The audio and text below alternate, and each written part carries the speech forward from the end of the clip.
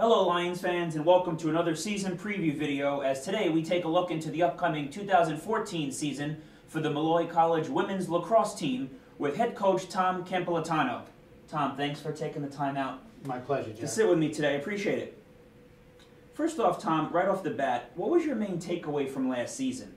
To recap for the fans, your team finished with a 9-8 overall record while going 4-3 in the East Coast Conference. Well, anytime you can walk out of our conference with a winning record, it's a major accomplishment. You know, we play in a very, what I think is a very difficult conference. I mean, probably next to the NE10, one of the toughest conferences in all of Division II as far as lacrosse goes. And we have the national champion right up the block from us, so it's kind of tough to not say it's a tough conference. You know, we lose a lot. We had some great players last year. We graduated 10 starters. Played a very, ambitious schedule to say the least. Right. With 5 losses to top 15 teams.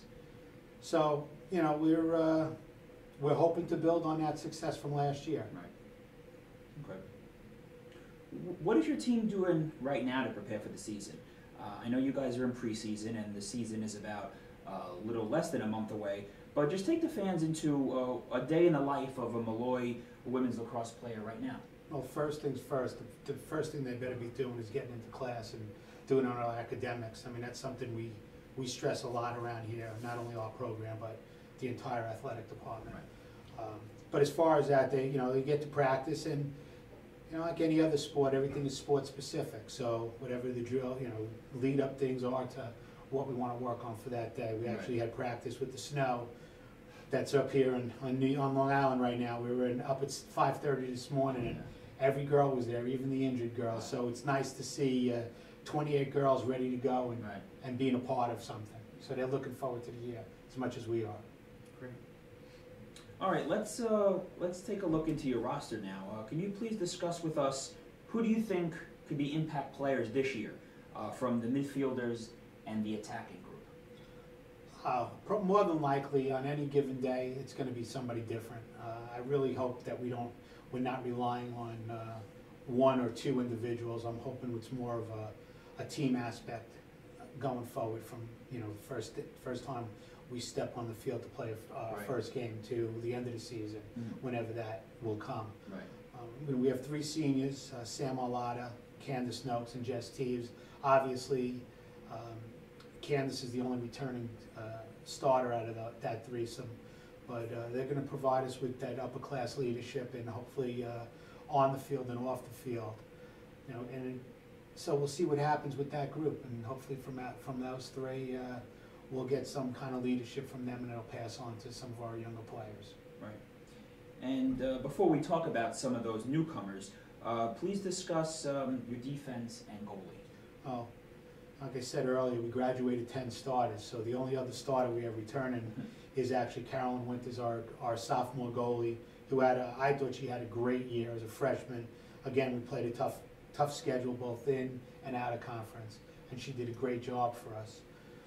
Defensively, we graduated all 4 starters. 2 of them were all region, so we're looking for some help. Looking for some help back there. So Elise Orsky and Kelsey Doherty will actually provide us with that.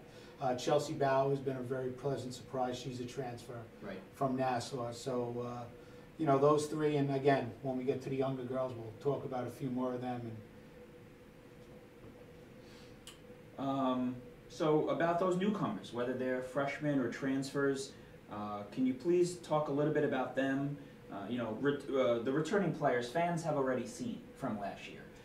What about these first-time Lions? What's in store for the fans as they begin their careers here? Well, I think it's going to be a lot of fun. The nice thing about having to replace 10 starters is there's competition. So if somebody doesn't want to come to play that day, somebody else is going to want to, and they're going to step right in. So I think we have a nice. I know we have a nice balance, and we have a good group that anybody we put on the field, we're going to be very confident in their abilities. I've spoken about Kelsey and Elise, who are returners. Jess, Sam, and Candace previously. Chelsea Bauer is, like I said, a transfer from Nassau. Caitlin Kayazar and Kim Quigley will provide some depth on the defense as well, and quite frankly, could probably, either or both could be on the field as a starter. Another defender to look out for this year is Jenna Nostramo, who's a freshman from Sachem North. I'm sorry, she'll shoot me for saying the wrong school, but Jenna's been great, a little bit more than we expected. Offensively, Katie O'Brien, who's a freshman last year, has been doing a great job for us, and hopefully will continue. Cooper Sesselman, who's one of our freshmen. Alexa Watson's another freshman, and Taylor Corcoran is another freshman. A lot of babies in this group, a lot of young pups. Fresh blood, so hopefully they're gonna lead us, and they're gonna get the confidence, and they're gonna get the opportunity. And we may have to walk before we can. We have to crawl before we can walk. So we'll see what happens. But hopefully we're going to surprise some people, and they'll take us to great success. All right, Tom. So looking at the rest of the conference, you said you think it's a tough conference. Last year, the returning national champions are in your conference. Which team in the ECC posed the biggest threat to you for taking the conference title? Well, until somebody knocks them off, it's got to be LIU Post. Followed by Dally, and quite frankly, you know what? Everybody else in the conference has gotten better. St. Thomas Aquinas, Queens, Mercy. Bridgeport is not slacking off. Roberts Wesleyan from up near Rochester. UDC, who knows what they're going to bring to the table this year. So it's going to be a very interesting conference thing. The nice thing this year is that there's for the first time ever we're going to have playoffs. So it's kind of something. Right now we're setting our sights on being one of those 4 teams come late April there, and hopefully we'll be still standing come late May. Right. But is it a different type of approach going into this season now, knowing there is a playoff schedule at the end? It's that there is an ECC postseason tournament compared to the previous years. Well, the nice thing about that is it's something to strive for, and it's something to build on. Once you get there, then you can go for the next level. One of the toughest things is to not have anything really to play for, and so this is going to be something that we're looking forward to. I mean, I'm looking forward to it as a coach. I mean, we're looking forward to it as a staff, that we, at the end of the day, could be a playoff team. And to say that you're a playoff team, I don't care what sport it is, that's a good thing to say. And Tom, I have one more question for you. What would you say is your coaching philosophy that you try to pass down onto your players and assistant coaches? I mean, the main thing is, we want them to believe in themselves, believe in each other, believe in the team. Walk out there believing that they can do their job. Have fun. Have fun. Let the little things, do the little things right. And if you do the little things right, that'll take care of it. The big things will come and good things will happen. So hopefully that's what they'll do. They'll all buy into that, and they've really been working hard. And Melissa Cook, Jackie Hughes, and Dana DeFelice, who are my assistants, they're just fabulous. It's great to have them around.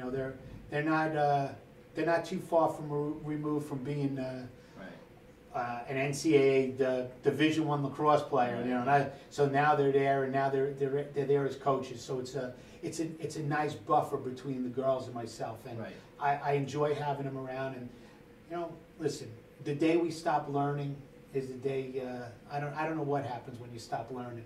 But they've taught me a lot about being a lacrosse coach, about being a lacrosse person, and just about being a person in general. So I give them a lot of credit, and I give them a lot of responsibility, and they do a great job, and the girls enjoy it, and everybody's really working. We're all on the same page, and we have the same goals.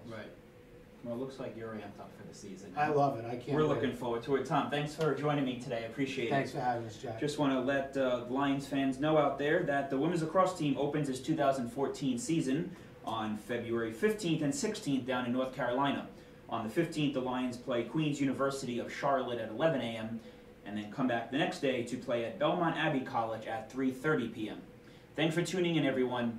Have a great day, and always, let's go Lions!